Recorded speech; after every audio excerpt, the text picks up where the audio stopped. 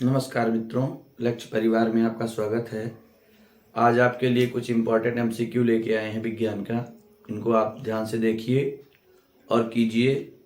इनको पढ़ के जाइए, एग्जाम में यही आएंगे, 100% ये आएंगे, ऐसी हमें जो है आशा है और पूरा विश्वास है। आइए देखते हैं। सबसे पहले है, यदि कोई वस्तु एक उत्तल लेंस के सामने 2f दूरी पर रखी जाती है तो लेंस से उसके प्रतिबिंब की दूरी क्या होगी। तो जब उत्तल लेंस के सामने कोई वस्तु फोकस दूरी की दुगनी दूरी पर रखी जाती है तो उसका प्रतिबिंब भी दूसरी ओर लेंस के फोकस दूरी के दुगनी दूरी पर बनता है। तो इसका आंसर जो आएगा वो लिखा आएगा 2f पर ही बनेगी। अगर दोगुनी फोकस दूरी पर रखा है तो प्रतिबिंब भी दोगुनी फोकस दूरी पर ही बनेगा। दूसरा है, एक उत्तल लेंस की क्षमता 2 डायोप्टर है तो इसकी फोकस दूरी क्या होगी। अगर लेंस की क्षमता 2 डायोप्टर है तो फोकस दूरी जो होगी उसकी वो होगी 50 सेंटीमीटर और इसको लगाएंगे P बराबर 100/f। इसका एक फार्मूला होता है लेंस की क्षमता का।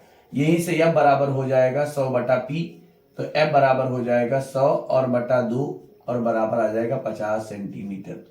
अगला कह रहा है, कांच का अपवर्तनांक अधिकतम होता है तो इसमें आंसर आएगा बैगनी रंग के लिए। बैगनी रंग के लिए कांच का अपवर्तनांक अधिकतम होता है। बैगनी रंग के लिए कांच का अपवर्तनांक अधिकतम होता है, ध्यान देंगे। दो माध्यमों के सीमा पृष्ठ पर एक प्रकाश की किरण लंबवत आपतित होती है तो अपवर्तन कोण क्या होगा। अगर लंबवत आपतित होती है तो अपवर्तन कोण 0 अंश होता है। अगर दो माध्यमों के सीमा पृष्ठ पर एक प्रकाश की किरण लंबवत आपतित होती है तो अपवर्तन कोण का मान 0 अंश होता है, ध्यान देंगे। अगला है, किसी बिंब मतलब होता है वस्तु का वास्तविक तथा समान आकार का प्रतिबिंब प्राप्त करने के लिए बिंब को उत्तल लेंस के सामने कहां रखेंगे। यहां लिखेंगे फोकस दूरी के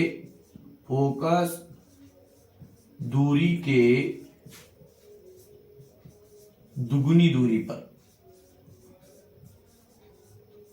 फोकस दूरी के दुगुनी दूरी पर रखने पर समान आकार का प्रतिबिंब प्राप्त होता है उत्तल लेंस के सामने। उसके बाद है, एक दर्पण के सामने रखी वस्तु का प्रतिबिंब आभासी, सीधा व बड़ा बनता है। क्या बन रहा है? आभासी बन रहा है, सीधा बन रहा है और बड़ा बन रहा है। तो वह दर्पण कैसा? तो यहां आंसर आएगा अवतल दर्पण। इसका आंसर जो होगा वो होगा अवतल दर्पण, क्योंकि अवतल दर्पण से बनने वाला जो प्रतिबिंब है वो सबसे अंतिम स्थिति में जो प्रतिबिंब बनता है वो क्या होता है? आभासी होता है, सीधा होता है, वह वस्तु से बड़ा होता है। तो इसमें आंसर जो आएगा वो अवतल दर्पण आएगा। किसी वस्तु का आभासी, सीधा और बड़ा प्रतिबिंब प्राप्त करने के लिए वस्तु को उत्तल लेंस के सामने रखते हैं तो यहां लिखा जाएगा लेंस के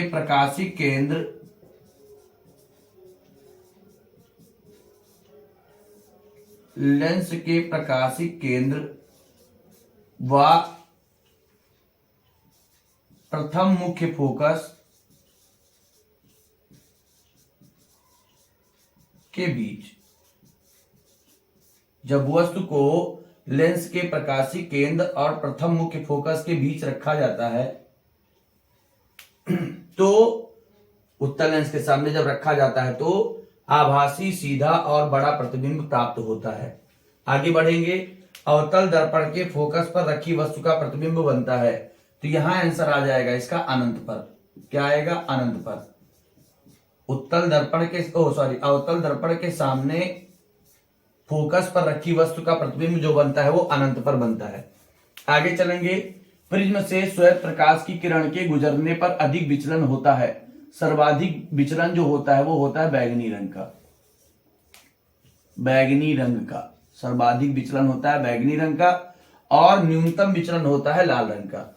मुख्य फोकस की इकाई होती है, यहां लिखेंगे मीटर। मुख्य फोकस की इकाई जो होती है वो मीटर होती है। आगे चलेंगे, स्वस्थ नेत्र के लिए न्यूनतम दूरी है, इसको अस्पष्ट दृष्टि की न्यूनतम दूरी बोलते हैं, ये होता है 25 सेंटीमीटर। आगे है, मनुष्य के स्वस्थ नेत्र में प्रतिबिंब बनता है तो आप ध्यान दें, स्वस्थ नेत्र में प्रतिबिंब सदैव कहां बनता है? रेटिना पर बनता है। अगर कोई दोष होता है तो रेटिना के पहले या रेटिना के बाद में बनने लगता है। स्वस्थ आंखों के लिए दूरबिंदु स्थित होता है अनंत पर। किसी भी स्वस्थ आंख के लिए दूरबिंदु जो होता है वो अनंत पर स्थित होता है। फिर अगला है निकट दृष्टि दोष से पीड़ित व्यक्ति के लिए प्रयुक्त किया जाता है, तो यहां लिखेंगे अवतल लेंस। निकट दृष्टि दोष के लिए अवतल लेंस और दूर दृष्टि दोष के लिए उत्तल लेंस, दूर दृष्टि दोष के लिए उत्तल लेंस का प्रयोग किया जाता है। दूर दृष्टि के निवारण के लिए निम्नलिखित में से क्या विकल्प है, तो इसके लिए विकल्प होता है उत्तल लेंस का। इसके लिए क्या विकल्प होता है, उत्तल लेंस का। ध्यान देंगे, ये आपके 15 एमसीक्यू है, बहुत इंपॉर्टेंट है, प्रकाश से है ये और इसलिए बहुत ज्यादा इंपॉर्टेंट है। अभी आपको विद्युत का एमसीक्यू भी करवाया जाएगा, ध्यान दीजिए, इस पे कीजिए। चैनल को ज्यादा से ज्यादा सब्सक्राइब कीजिए, शेयर कीजिए। धन्यवाद।